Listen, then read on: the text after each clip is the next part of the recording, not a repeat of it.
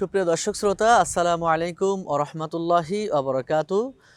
মহান রব্বুল আলামিন ইরশাদ করেন, লা ইউকাল্লিফুল্লাহু নাফসান ইল্লা উসআহা। আমি মানুষকে তার সাধ্যের বাইরে কোনো কিছুকে চাপিয়ে দেই নাই। এই ছোট্ট আয়াতের অংশ থেকে আমাদের জীবনের শিক্ষা হচ্ছে, আল্লাহ রাব্বুল আলামিন আমাদের জীবনে যা কিছু ইবাদত দিয়েছেন সেটা আমাদের সাধ্যের ভেতরেই। আমাদের সাধ্যের বাইরে আল্লাহ রাব্বুল আলামিন আমাদের কোনো ইবাদত চাপিয়ে দেন নাই। যেহেতু পবিত্র মাহে রমজান চলতেছে, আমরা যদি লক্ষ্য করি, আল্লাহ রাব্বুল আলামিন 12 মাস সৃষ্টি করেছেন। 12 মাসের ভেতরে শুধুমাত্র একটি মাস আমাদের জন্য রোজাকে ফরজ করেছেন। এখানে আমরা 11 মাস রিল্যাক্স পাচ্ছি। একটি মাস আমরা ইবাদত করছি, আল্লাহ আমাদের জন্য একটি মাস রোজা রাখার নির্দেশ দিয়েছেন।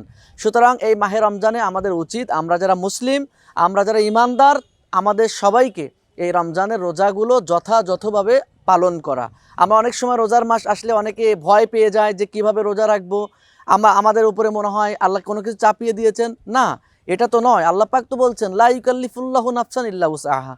আমি তোমাদের সাধ্যের বাইরে কোনো কিছু চাপিয়ে দেই নাই। সুতরাং মাহে রমজানও আমাদের সাধ্যের বাইরে আল্লাহ পাক দেন নাই। আমরা যেন মাহে রমজানের প্রত্যেকটি রোজা সঠিকভাবে রাখতে পারি, আল্লাহ যেন আমাদের তৌফিক দেন। আমা তৌফিক ইল্লা বিল্লাহ।